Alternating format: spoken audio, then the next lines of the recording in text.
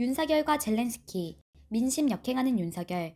윤석열은 역대 최소 표차로 대통령에 당선됐다. 득표율로는 0.73% 차이였다. 정권 심판 여론이 거센 속에서도 이런 결과가 나온 것은 윤석열이 민심을 역행하는 행보를 보인 탓이 크다.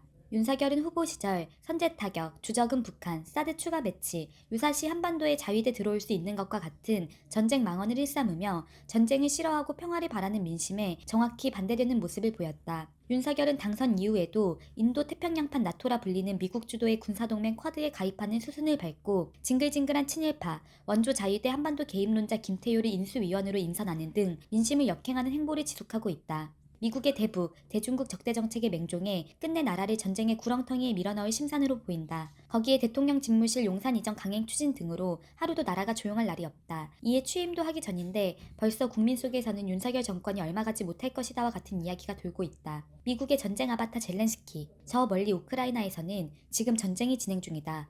우크라이나 대통령 젤렌스키는 미국의 전쟁 아바타로서 충실하게 임무를 수행하고 있다. 미국은 근거 없는 침공, 불필요한 전쟁이라는 말로 전쟁 책임을 교활하게 은폐하고 있지만 애초에 미국은 러시아에 나토를 동쪽으로 단 1인치도 확대하지 않을 것이라고 약속했다. 하지만 미국은 약속을 헌신짝처럼 내팽개치고 교활하고 은밀하게 때로는 대놓고 나토 확대를 시도하였고 결국 현실화됐다. 근래에는 우크라이나의 나토 가입도 추진했다. 이는 우크라이나에서 전쟁을 촉발하는 직접적인 원인이 되었다.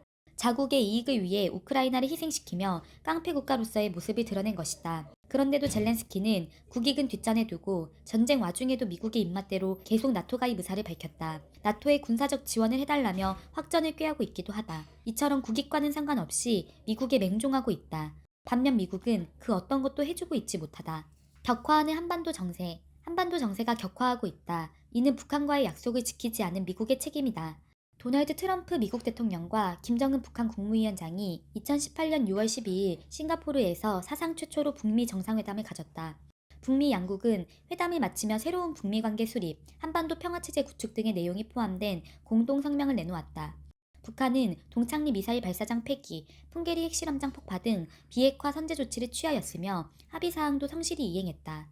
반면 미국은 약속을 하나도 지키지 않았다. 앞에서는 대화를 이야기하면서 뒤돌아서는 대북 제재를 더욱 강화하고 적대 정책을 지속했다. 결국 북한은 극초음속 미사일을 개발하는 등 국방력 강화에 박차를 가하고 있으며 핵미사일 모라토리엄까지 해제했다. 지금 한반도 정세는 전쟁이 일어나도 이상할 것이 하나 없다. 맹목적으로 미국을 따르며 전쟁 망언을 일삼는 윤석열 때문에 정세는 더 격화될 것이 뻔하다. 이러다 진짜 전쟁이 날 수도 있다. 진짜 전쟁이 나면 미국은 어떻게 할까? 우크라이나에서처럼 나몰라라 할 것이다. 평화의 촛불을 들자. 전쟁의 불안은 갈수록 높아지고 있다. 전쟁의 불안을 뿌리 뽑기 위한 투쟁을 더 크게 벌려야 한다. 촛불 국민이 나서 미국에 맹종하는 전쟁광 윤석열을 심판하자. 촛불 국민의 투쟁 기세는 드높다. 촛불 국민의 힘이라면 윤석열을 심판하기에 충분하다. 윤석열이 왕처럼 행세하며 국익을 해치는 것을 더는 두고 볼 수 없다. 우리 모두 평화의 촛불을 들자. 전쟁광 윤석열의 전쟁 질주를 멈추게 하자.